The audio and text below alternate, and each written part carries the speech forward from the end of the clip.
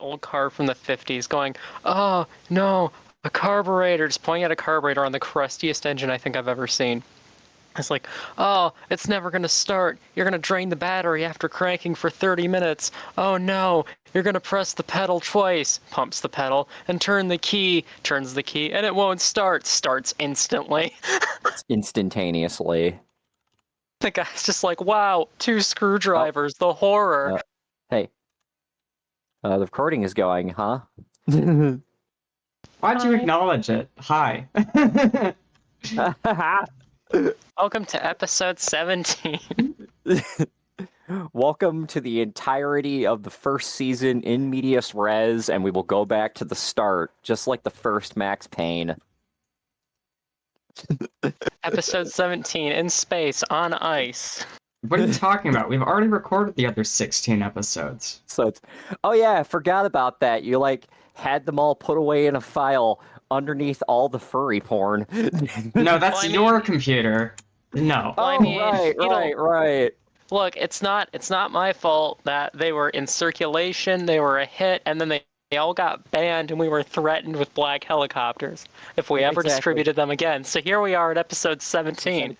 Exactly. And anyone who says this isn't episode 17 is a liar and a fraud and an agent of whoever came after us last time. Yeah, like you're one of the members of the alphabet agencies that clearly are trying to maintain a psyop that we recorded 16 episodes and damn Campbell's chicken noodle. Yeah, motherfuckers at Campbell's. It's Campbell's all the way down. Campbell's all the way down. It's all tomato soup all the way to the bottom of the can. Them and their buddy Chef Boyardee coming for our asses. I know that smile. That's the smile of a psychopath. Could you just see Chef Boyardee breaching the door, pulling out a Remington 870, racking it, and just starting to go to town on everyone? He fires the first round and SpaghettiOs fly out. Just keep slamming shells down, reloading like it's John Wick, and there's funk music playing in the background. This is such a mess already, Scarab. I love it. He just turns around, stares at the carnage behind him, and goes, "That's a lot of spaghetti sauce." It's a lot of I have so I guess this is the part where I mentioned that I was promised dog biscuits and a 1968 Dodge Charger for showing up. Hi, I'm Jackal.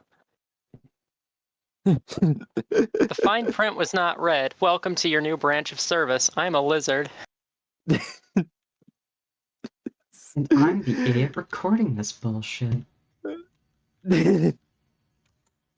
Yeah, you certainly are, Beeble. I mean, remember to smile. Oh yeah, you gotta have a wide smile. A wide smile for radio.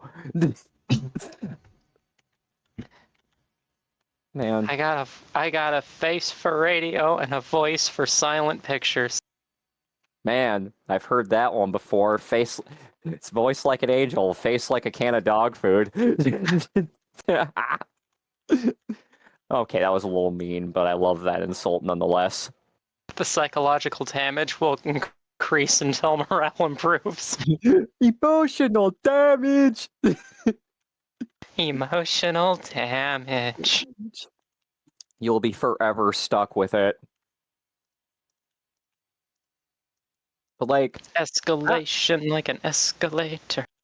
What do we even talk about? We're kind of just aimlessly going around here because I don't think we ever did have a set topic a set topic list. But I think as Scarab has pointed out on multiple occasions, we are incapable of maintaining one cohesive topic at any point.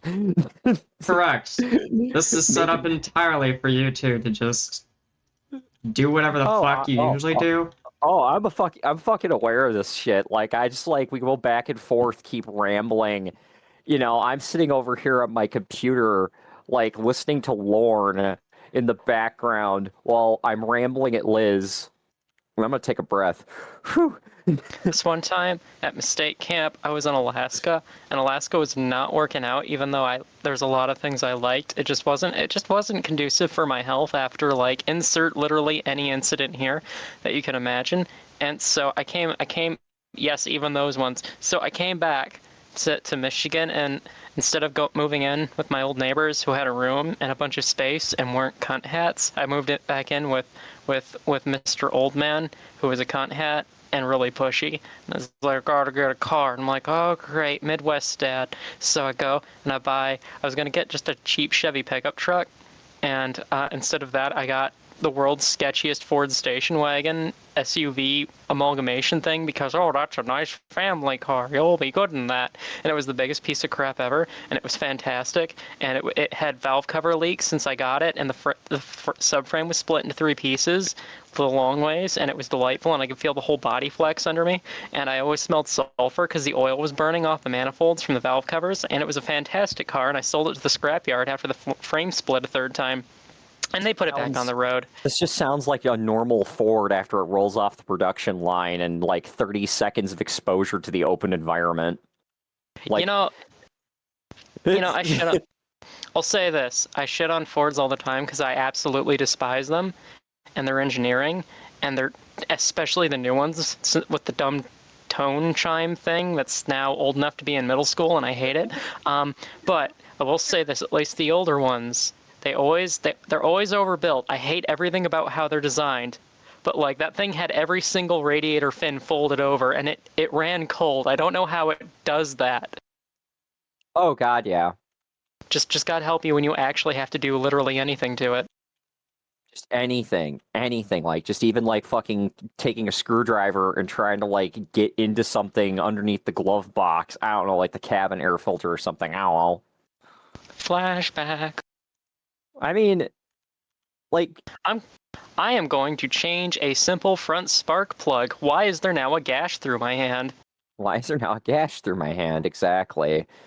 I mean, you could be like me and have like a 1986 Buick Century two-door that was supposed to be canary yellow but was sun bleached because it was in Arizona for like 15 years, and when it's brought I'm to from you, Arizona. Bang!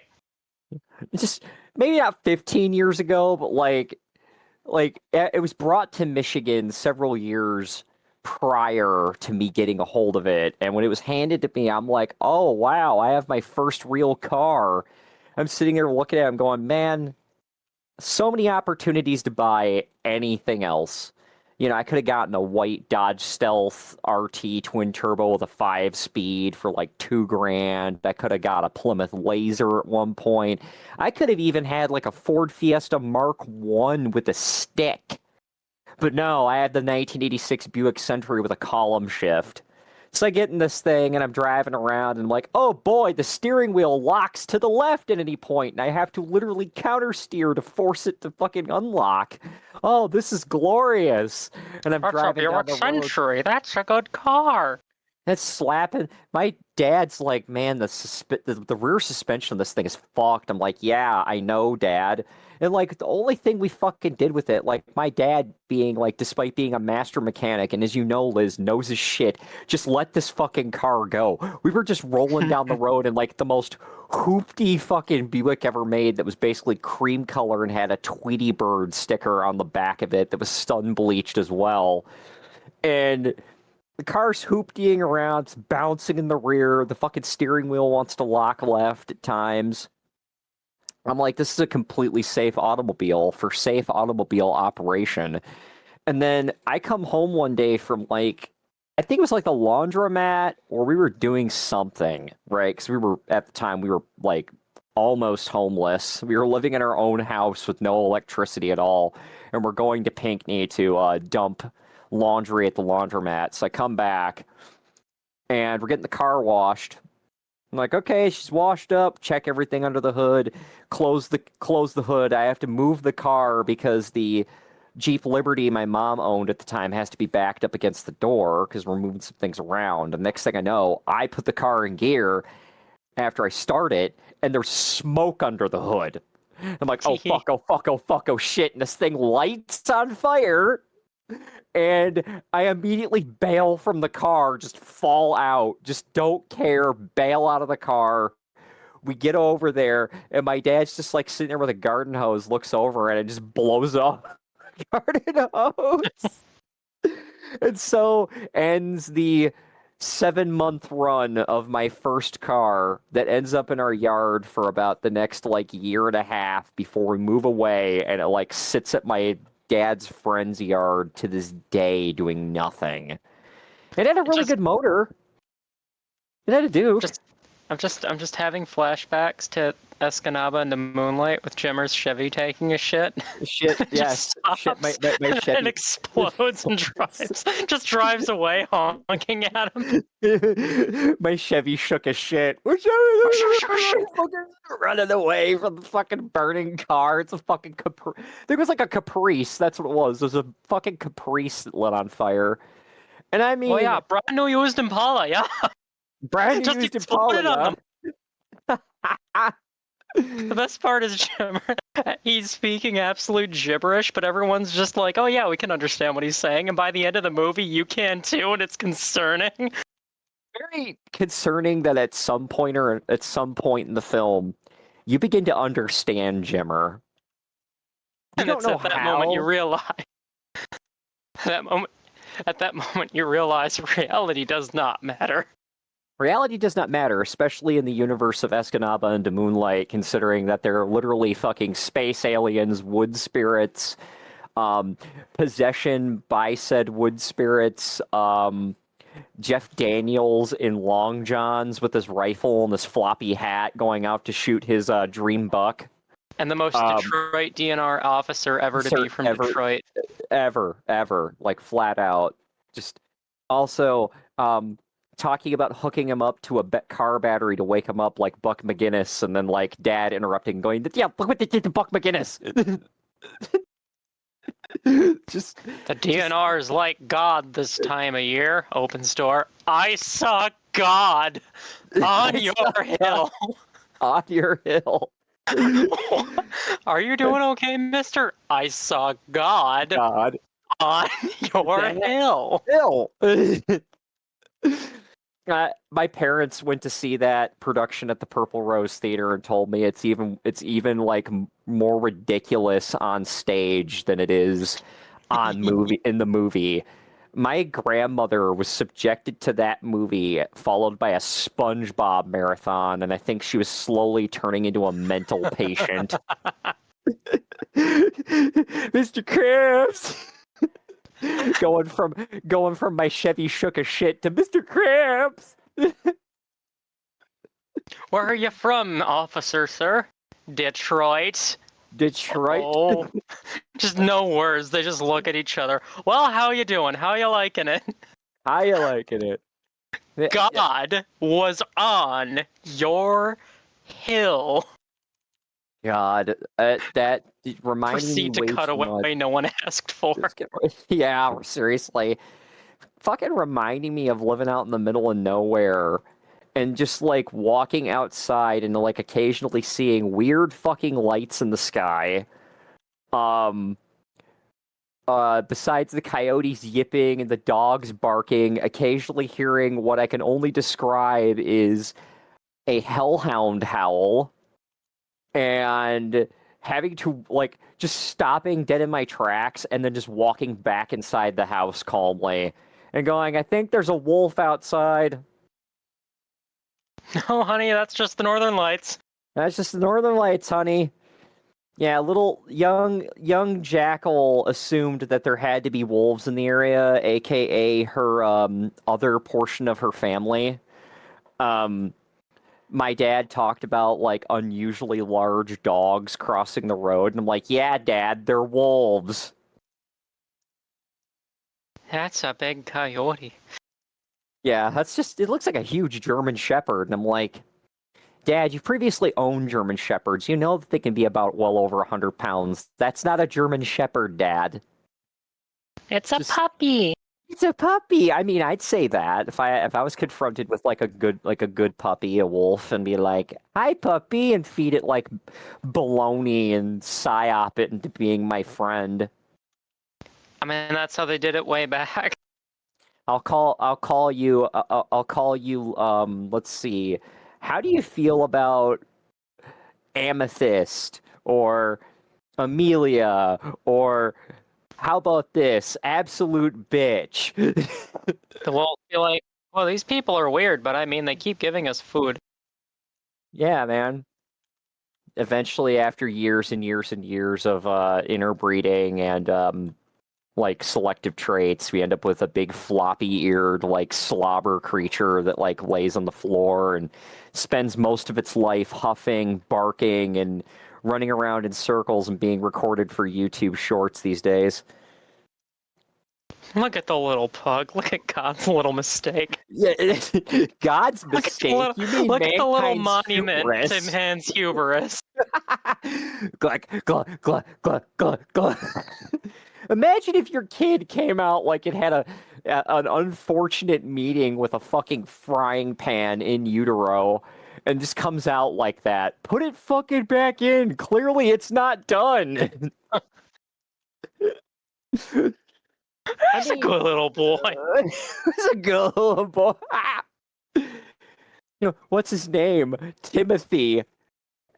What? Yeah, Timothy, Timothy destroyer McVeigh. of worlds, bringer of the end times. Yeah, his proper title, aside from being called Timothy McVeigh, it's just like, struggling to breathe, like flops on the floor. We are absolutely mean to this poor hypothetical pug / underdone child. I mean, it can't be any worse than what Amaris did to like 4 or 5 planets and maybe like 8 elementary schools. Oh man. Only at the House of Merrick. Try our new pancake bites. Oh, at the House of Merrick. I like juicing. The House of Merrick, totally not inside of a dumpster behind the Shonies. I mean, that's a good summary of the Free Worlds League right there. A fucking dumpster behind the Shonies with like 4 or 5 separate factions of rats, raccoons, and opossums fucking fighting each other for primacy of the trash can. So like when you look inside, it's like the rats are crowding up on the raccoon. The raccoon smacks them away with a frying pan, and underneath, in the background, underneath all of this is the raccoon, not the raccoon, but the possum going at them. Yeah, that's the Free Worlds League in like every civil war they've ever had. It's just a battle for the dumpster and the Shonies, as seen through the eyes of a Disney animated film from the 70s. The possum's just in the corner with its mouth wide open with that friggin' Russian singer dubbed over it from that one meme I used to have. We're just like, da. No one even acknowledging its presence. It's just background music. Like, I mean, there's like a lot of things wrong in the BattleTech universe, and that's an understatement. I mean, you could be unfortunate enough to be born a clanner. And when I say born a clanner, I mean like Xeroxed out of a printer and then told you shall be the one to go blow shit up and then die at the age of 27.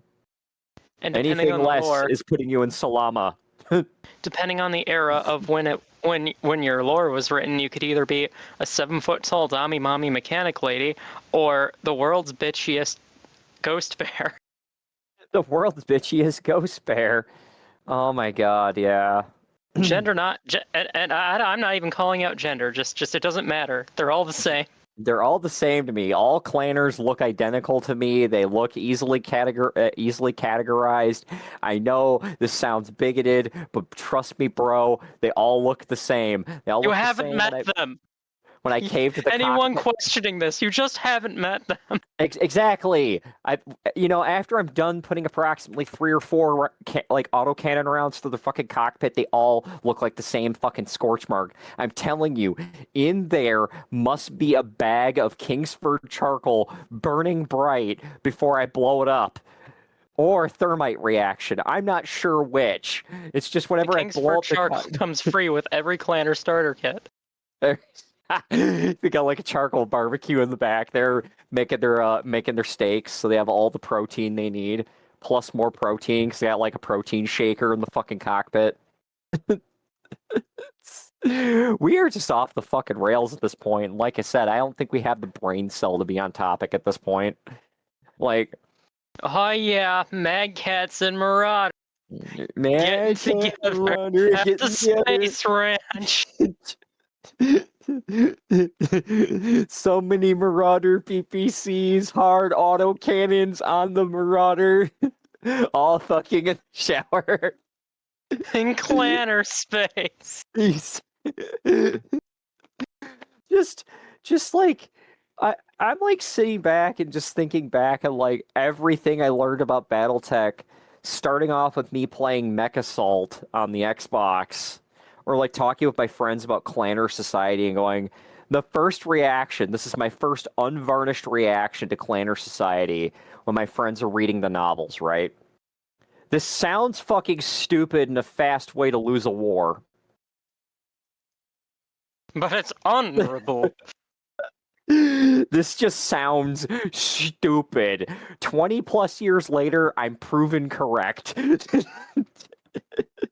This is dumb. Like the only thing about them is their equipment and maybe certain aspects of their culture I can admire.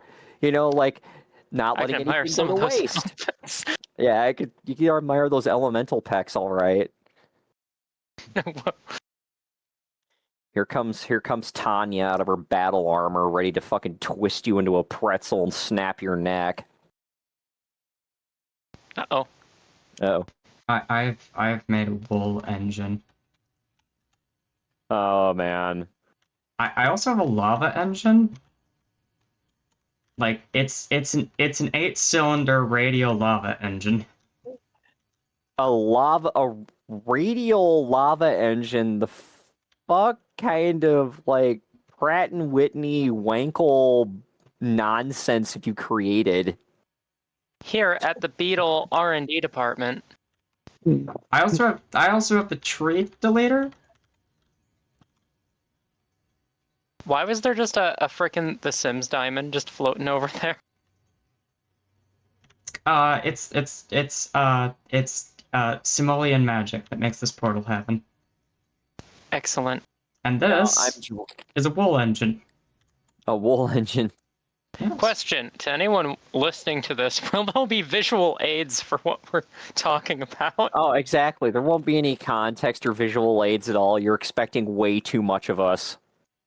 Suddenly, random Minecraft detour you can't see. See, you know, back when I like, back when I was like living as with this my. This is being Yeah. released as a video first, so Oh yeah. no.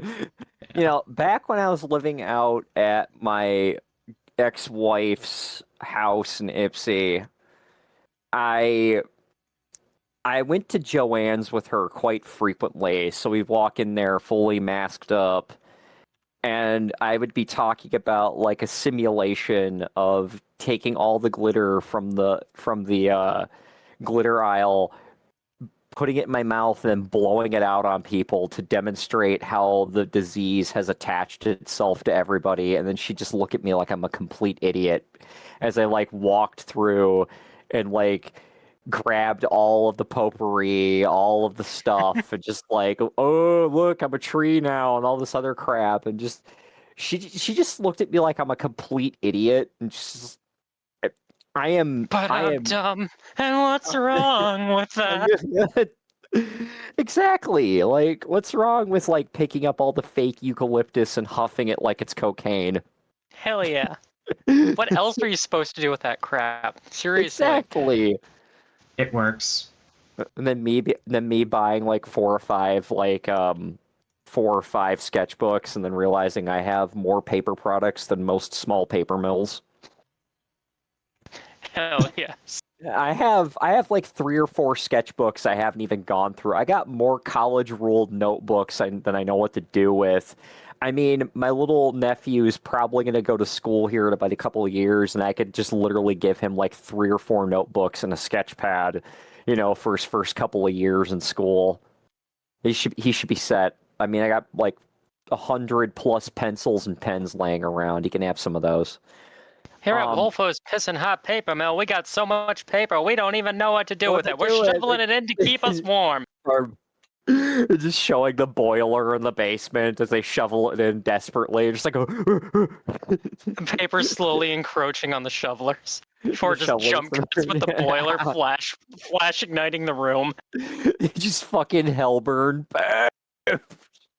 Ah! Jump cut.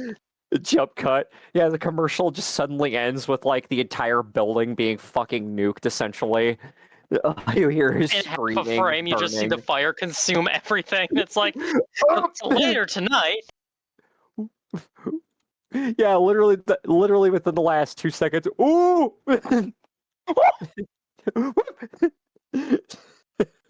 just like a spacecraft going through sudden violent decompression. Ooh!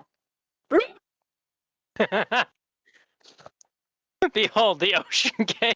Behold the If you're cold, they're cold. Let the ocean in. The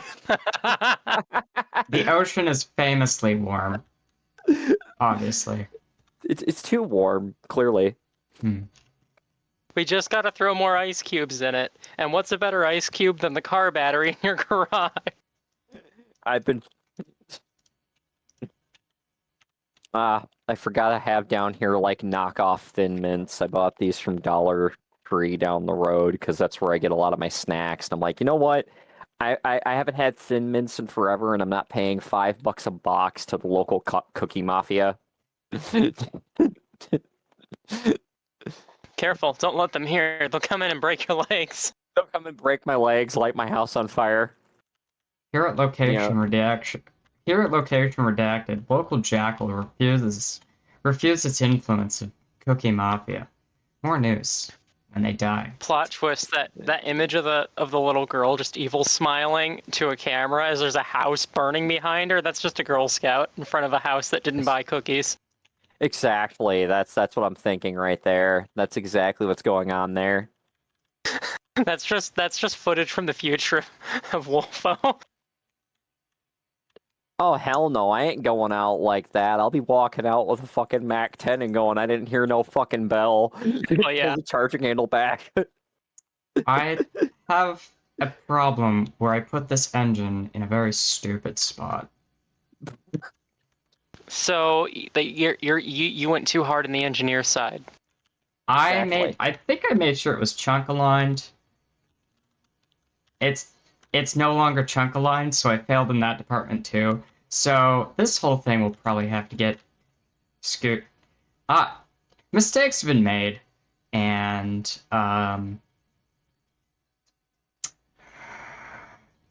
Just like an R&D department at a big auto company. You see, the thing is, there's a chance you could ever fix this. They'll just ship it and say we'll fix it in post, and then run the same design for another 40 years before making it worse. A couple of my cousins worked on the Ford Fusion and Focus programs, like latter portions, like the second generation of the car. My condolences. They're looking at Ford. Ford's like, we're having troubles with the transmissions failing on these vehicles. Is there any solution you could possibly give us to ensure that these gearboxes don't fail after so many thousands of miles? So they go back to the shelf. They look up at the shelf. They grab a transmission from a 1997 Ford Escort, an automatic, slam it down on the table and go, we have your solution. And they're like, well, that's just too expensive to re-engineer into something new. And they're just like, this will literally not break. Compared to what you have now, this will not break. What do you want us to do? Well, a couple of years later, it seems like Ford decided to scream, eat laundry soap, cut production of all sedans, and decided to just put all the guts of the focus the focus and the fusion in the Eco Sport and the Edge and call it good. Edge. Ah, yeah. Oh, Edge. No bonks in this room, I'll tell you that much, though. The Ford Edge. It does not live up to the name. Mm-mm. This is amazing. I've been trying to do this for years, and it ended up being as simple as this. For context, for people who don't end up seeing the video portion, that was not in context to the conversation. Unless you want it to be. I get the distinct feeling that this podcast is going to sound like a complete, like, out of context video at that point. No one's going to be able to actually do the worst podcast ever .mp3 with no context because all of it is out of context. T. Imagining anyone actually gets this far. No, yeah, hell yeah. Yeah, we 30 minutes of quality. 30 minutes of quality, everybody. Oh god, yeah. I don't have any faith that anyone's gonna care to go, oh man, I can't wait to listen to these three jackoffs ramble. It's not that bad so far. Oh, I know. So far, we can make it worse. I can make it worse, Do not just like the latter seasons of The Simpsons. Don't like preemptively get us banned from every streaming platform, please. Oh, I'm not going to. I mean, unless you want me to No. get all of us canceled. Oh well. Ooh. This is not the preferred outcome. The eyebrows perking as we go ooh. You can't stop us. You're not going to get us bonked. Proceeds to get bonked. The problem is I'm bonk immune. Like, I can just, take the hit and then spin it back on them and watch them go into orbit off my head from the deflection. I've had 3 concussions, and that makes me concussion-proof. Exactly. I drank enough arsenic to become completely immune to arsenic. Never mind the fact that my blood is completely poisoned and I'm on the floor drooling. I have actually had 3 concussions, and when I said that to my manager the other day, she looked slightly concerned, and I don't understand why. I don't understand why. I mean, 3 doesn't seem like a very big number to me. No. Like, most mech warrior commands, that's actually quite low. Exactly. Why don't I have my own shop yet? Exactly. You're not like you're getting caught on the fucking canopy frame of your rifleman and slamming it so hard you can't remember the last 5 months of your life. Slam into the back of my rifle, man. If I've had 4 concussions, it was because of the differential of a truck in the pit that I totally didn't slam my head into and have to sit down for 10 minutes. I still laugh at my little brother getting his first concussion because he was working on a 350. He turns around to go get his tool. I don't know what he was grabbing, like a wrench or something like that. Comes back around, spins, and smacks his head full force into an engine block, and then gets knocked out by it. Wakes up with the worst headache ever, and he finds out he's been concussed. That'll do it. So my brother almost died to a 350. Classic Chevy. Chevy. I mean, the small block Chevy is like the 1911. They're reliable, they work, but that's only when they want to. And if you don't keep up on it, yeah, you can throw it in the dirt, you can mess with it, you can do just about anything to your heart's content and it'll keep ticking, but there's going to be that one time, that one thing you do that's going to cause it to completely collapse on itself, at least from what I remember. Everything I know about the small block Chevy is a bunch of boomers and a bunch of mechanic dudes who just buy hype all day, every day say, "Oh, it's one of the best motors. It's been in production for eternity. It's great. It's fantastic. You're gonna love it. You're gonna love it. I guarantee it." And then and then you look at every single one of them, every single one of the small blocks they have, and it's like, well, this one burns 5 quarts a month. This one's blah blah. This one's got 30 leaks, but it's a fantastic motor. Runs like new. Yeah, exactly. It's like a 1911. If you don't keep the damn thing, clean, it's like every other gun on the planet, It's like it's gonna fucking malfunction. You need to keep your weapon system as well as your V8 engines maintained and up to snuff. You can't just let things go into the bucket and, just die. Heck, even just keeping it clean, it's still just gonna magically decide to do some bullshit. Shit. Yeah, It's like you keep up religiously on it, and one day it's just like, I'm angry, my stomach hurt. Oops, there goes a valvey walvey. My liver collapsed. Oh, is that a jacket at Howell Point? I'm gonna stovepipe for no reason on the first chamber wing. Oh, well. Yeah, everyone's like, oh, that's just a ammo. You gotta feed it good ammo. Tee-hee, my high point, go burr. Yeah, exactly. Oh, And yeah. at this point in the Can't feed podcast, JHPs. the gun autism was let loose. Oh, My no. my 1911 doesn't want to feed JHPs, so I'm just gonna load. You should be loading hardball. Aren't I supposed to be like, defensive ammo and not overpenning straight into another house? Don't worry about it. Well, any advertiser money we could have gotten is now gone. Oh, please. As you thought this is going to get any advertisement money. I mean, maybe NordVPN might, throw us We throw a out couple any bucks. chance of an advertiser within the first 30 seconds, let's be honest. I exist as a censor bar. This has already been brought up. Since I was a kid, I have existed as one gigantic censor bar and one extended bleep.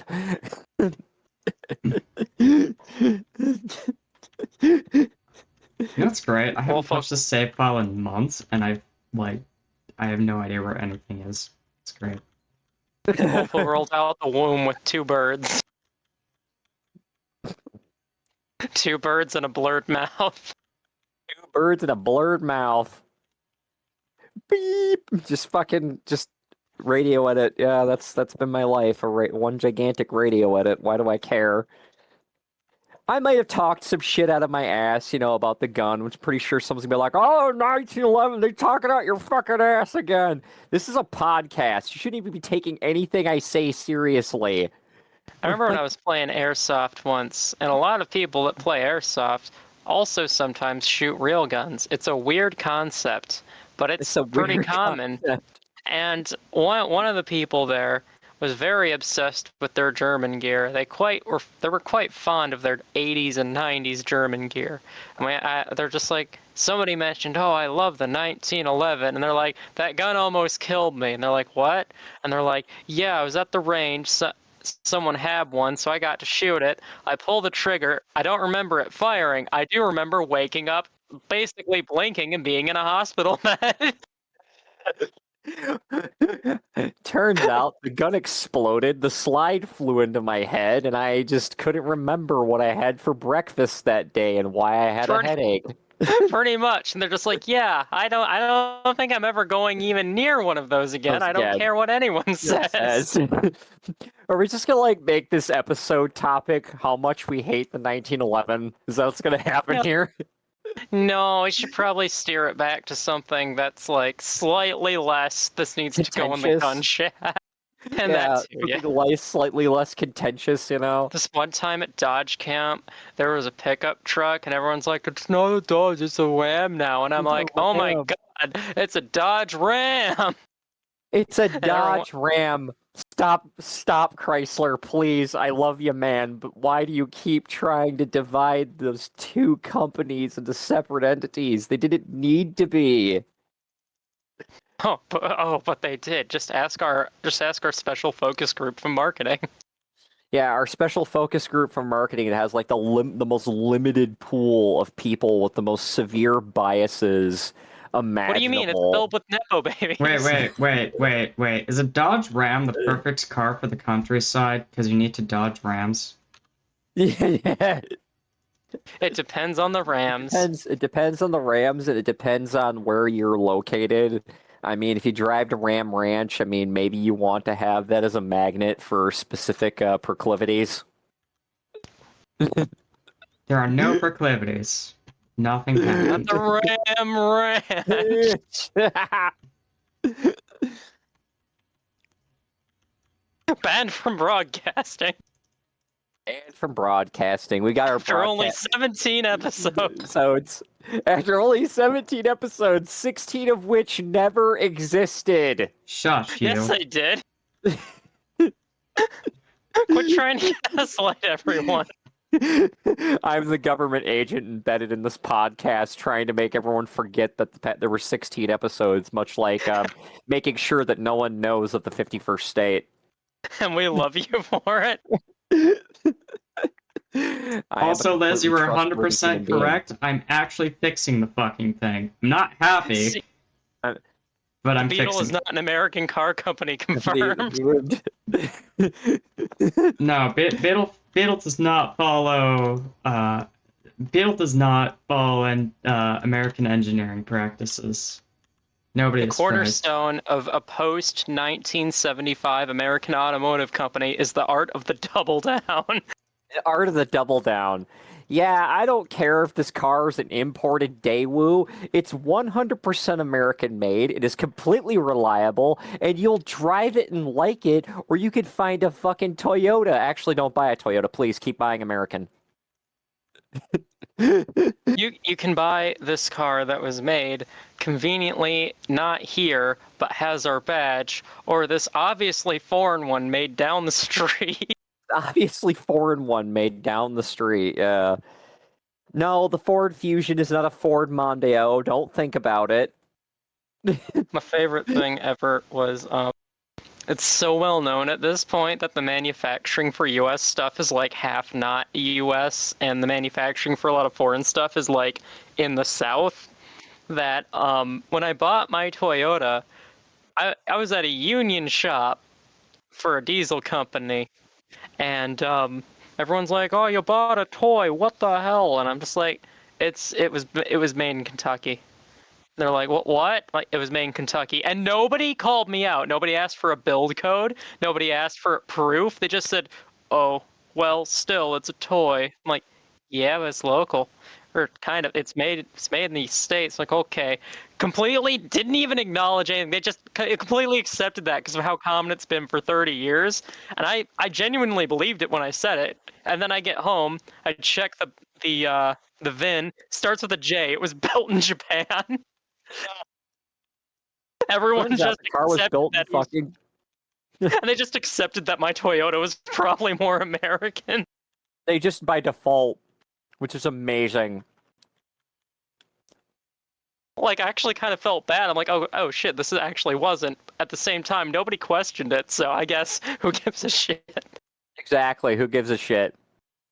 So where's the main? Where is the main frickin' production location? I'm looking this up. I'm actually looking this up now. Toyota Corolla E210.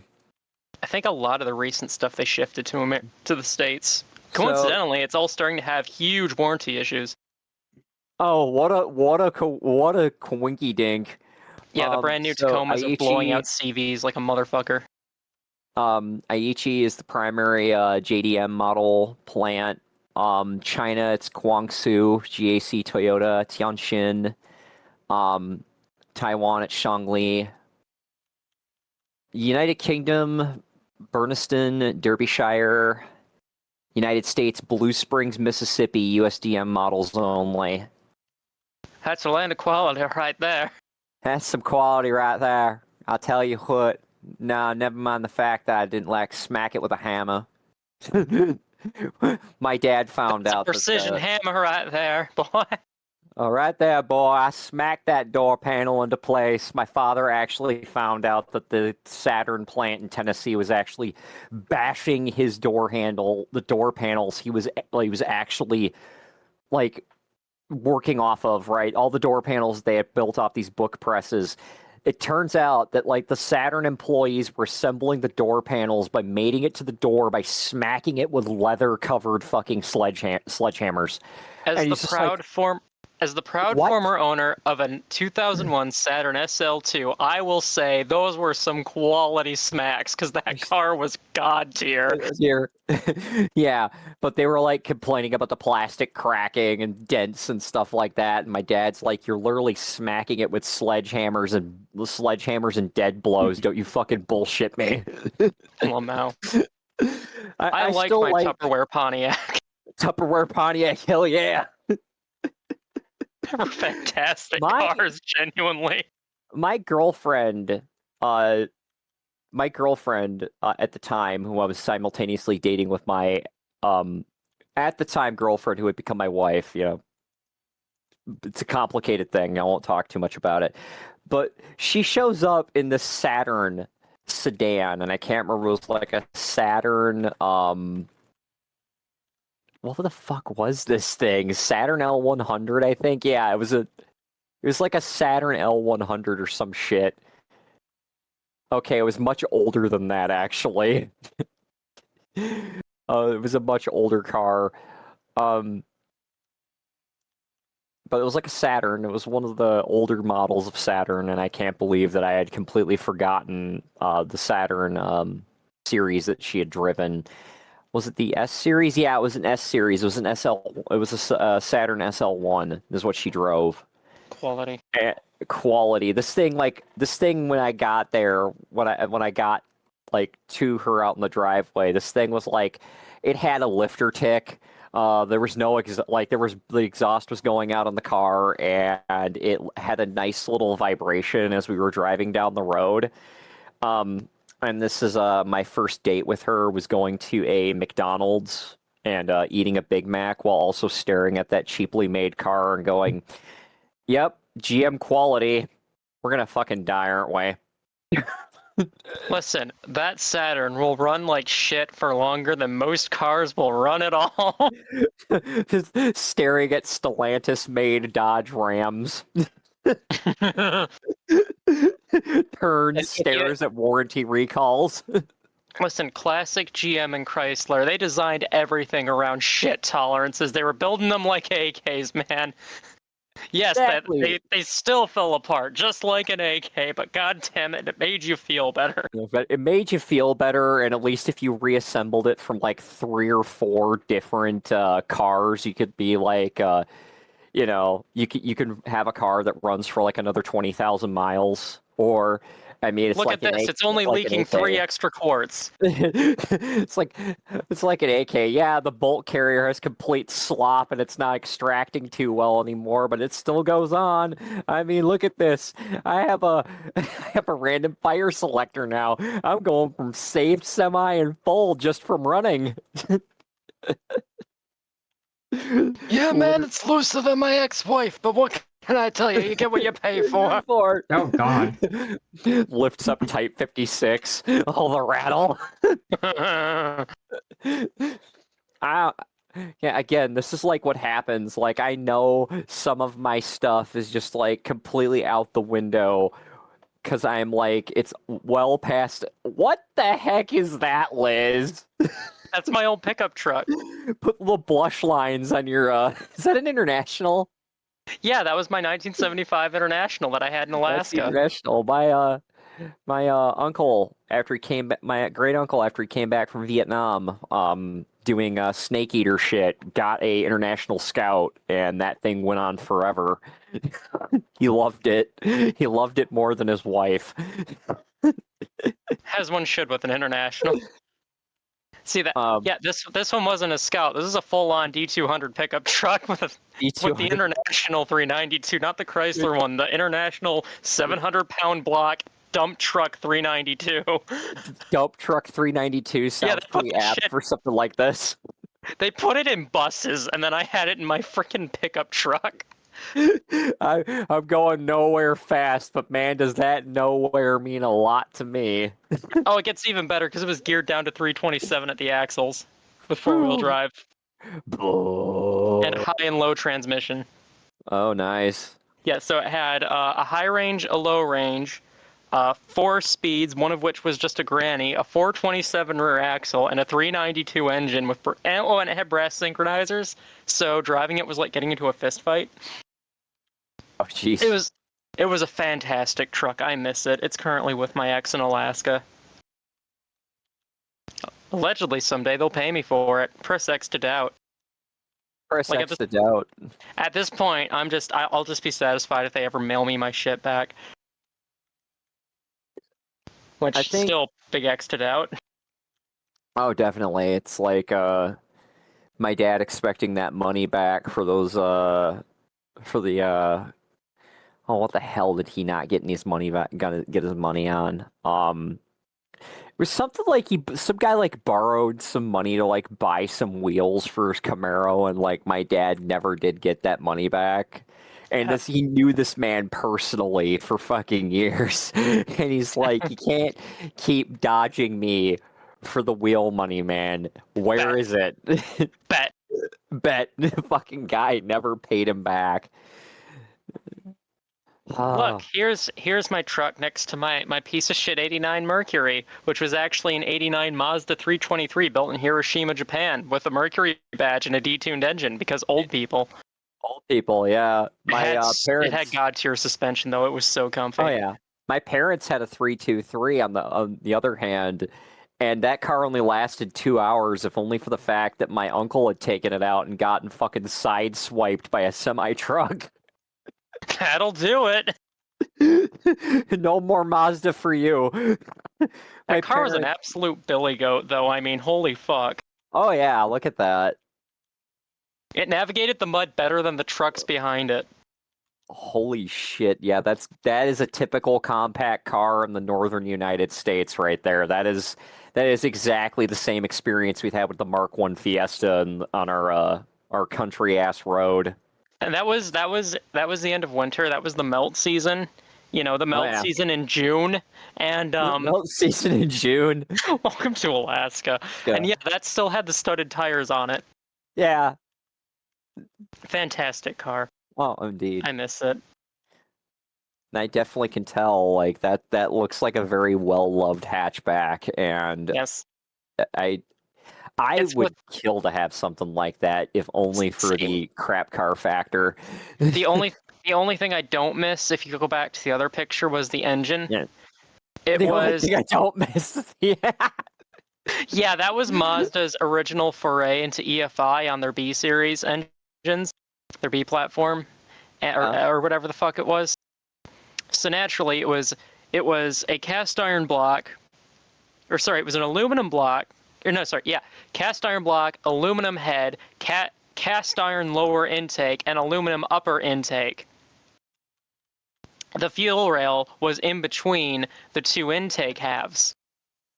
So when it started flooding, and I figured it was a stuck injector, I figured I'll just remove the upper intake, get to the fuel rail, swap some new injectors in. It's a Mazda and or Ford. The parts are cheap and plentiful on eBay, whatever. Oh, definitely. Sure so I do that. I get the parts. The injectors to this day are sitting on top of that dash in my one friend's yard that I get. I didn't even sell it. I just gave it to her. I'm like, hey, if you can get it running, more power to you. Because the intake. The upper intake fused, the aluminum fused to the steel studs, and the steel studs fused to the cast iron lower. And the cast iron lower is fused to the aluminum head. Because 80s Mazda, 80s experimental single overhead cam Mazda.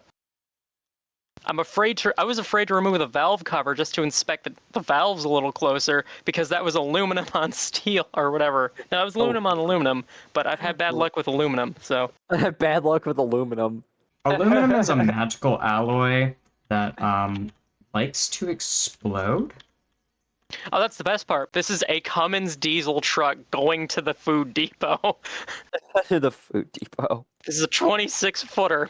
That's they just need it to move freight. That's all it does. It just goes to the food depot. It just moves things and then goes to its location and goes to rest before it, moves the freight again. But yeah, no. Yeah. I don't know. Like the one I'm just remembering this workplace tale where I'm told to go move the recycling because I'm working at Menards. About 3 years in on my job. I had just met my girlfriend. Everything was kind of moving along as average. And I've been given the responsibility of moving recycling. Well, they were explicitly telling them you're not supposed to have your front end carryouts move the batteries and the fluorescent light bulbs. Guess who gets to move the batteries and the fluorescent light bulbs? This bitch. And Wow. I'm like pushing this cart. I am fighting the shifting weight transfer of 6 depleted car batteries as I'm taking them to the back to go to the recycling stack. There's a dedicated pallet we had to stack all these fucking lead acid car batteries on, you know. I got like a handful of power sports batteries in there too. But what's sandwiched between trash and the batteries is approximately 8 fluorescent tube light bulbs. I'm not wearing safety glasses. I don't even have my sunglasses on.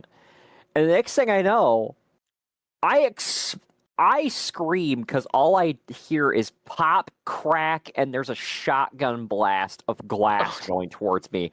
And I Oh, almost got tagged. I'm like freaking out. I fell back. I stabilized and I just stood there like freaked out for like a few seconds. And they're like, "Oh crap! Something happened to Jackal here." And they're like running up to me, and they sit there and they're looking me over and they're like, "Okay, you're okay, right?" I'm like, I'm not okay. You told me to do this stupid fucking thing." And then over the next 2 days, a memo had gone out that management had to push the recycling cart now, that I wasn't to be told anything about moving that recycling. And I was like so relieved because like this was like one of the dumbest things to have ever happened to me aside from like I mean, the next two examples are a little more radical of the dumbest things that have ever happened to me, but like, I have set myself on fire starting a lawnmower because I decided to abuse the starting fluid a little bit to get it started, hell yeah. the flames ran up my arm, and I'm just like, I almost That's like praised Zorg that day. That's like when I was Um, trying to start a generator in Alaska, and I'm like, what's this puddle underneath? Man, it must have been running hot just now. So I go to pull it, and then it backfires and ignites the fuel puddle that was under it because the fuel tank cracked again. And then now a generator with a full fuel tank is just on fire in front of me, and I just half a second I'm like, what do I do? Oh fuck! And I run into the house, grab an extinguisher, run another 50 yards back out, and round the snowbank, hoping this isn't the moment I get filled with shrapnel and just put it out. oh yeah, that's what I'm like, That was a good That's day in the exactly what docks. happened with the ether. I Hell sprayed, yeah. I sprayed it, backfires, goes up my arm, and I'm like, ah, just like, shit, Oh shit. no. It's like putting it out. Oh no, oh fuck, I'm on fire. Like I said, I almost praised Zorg that day. And the other dumbest thing I've like ever done was with my mom, where we went to the Salvation Army because she so badly needed this china cabinet that was in there. It's like A a piece from China. a piece from the 50s. It was like a corner china cabinet, right? My mom wants this thing. It's got a mirrored backing. It's got like the crystal inlays and shit. Glass is just immaculate. We stuffed this thing in the back of our Grand Cherokee. Give me a second, I got a cough. No, there will be no seconds, only thirds. Yeah, So, right, seriously. so, um, What? you ever What's up? just have to reset the timing on what is effectively 16 cylinders, and now it's working, and you're just mesmerized by the fact that after years of wanting something this stupid simple, it really just do be that simple? People build entire ridiculous setups for this, and I'm over here just doing it. Hell yeah. Hell yeah. You should be just doing it. As you said, just doing it. I don't understand what I'm looking at, but I absolutely respect it. Exactly. This isn't even the most I for whatever reason am really good at radio clock systems in Minecraft. I have done full 12 endergenic gen setups. I've done all sorts of stuff. Ah! This Oh my god, just like sending me that. I could hear the goldfish jingle going and then suddenly hear a Stab that spinal. child's back, goldfish. Yeah, like exactly right at the moment of goldfish freaking like spine being cracked. And they're like, yeah, a slight congratulations, we've made it to the hour mark, and nobody's oh, died. nobody's died Shame. at all. A shame that that hasn't happened yet. I know, it We're usually gonna just happens. omit what happened to all those orphans.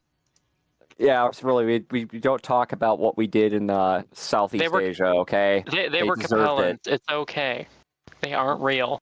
Yeah, exactly. When I called those F4 Phantoms in off the USS Oriskany, they were clearly a threat. The Capellan Confederation had brainwashed all of them into being little insurgents. It doesn't matter. Doesn't matter, okay? It doesn't matter. The report is Napalm 100% sticks to jump cut. legitimate. Legitimate. Legitimate salvage. Exactly. Like, everybody has the spoils of war, God, we're just like, God, I feel like I am not fucking just like with it today, but I'm trying my best with like whatever quarter brain cell I have left from work today. 3 inner sphere mercenaries and/or war criminals have a conversation. Well, I'd say this is great. I think we're gonna rocket straight to the bottom of the charts. They're gonna love us. We're gonna do so well. We're gonna do so well. We aren't just gonna get advertisers. We're gonna actively bankrupt advertisers just by existing. They won't even consider us. They'll hear about us, and their stocks will crash. I think this is gonna be great. Exactly. This is I gonna think be this is fucking gonna be amazing. fantastic. I think we need to bankroll another 15 episodes. So it's This is great. Episode 17's a wrap. Let's fucking go. we are completely marketable for dollar store potato chips and maybe scented soap that like sounds like like a retail brand, but in reality it's just like the most off-brand random crap you just find on Amazon. I think we We can found the name shoot of for a that market. thesaurus. We intentionally misspelled it, and now we're selling it. We're drop shipping it for 50 cents on the dollar. So yeah, I think this is good. I think this is fantastic. I think we're good. Episode 18.3, recording within 5 minutes after Beetle stops this one. No. Exactly. Yeah. Yes. Oh man. Right now is this image at my statement. This is fine. No, this is fine. Fuck. That's exactly where I am with it right now. Yeah.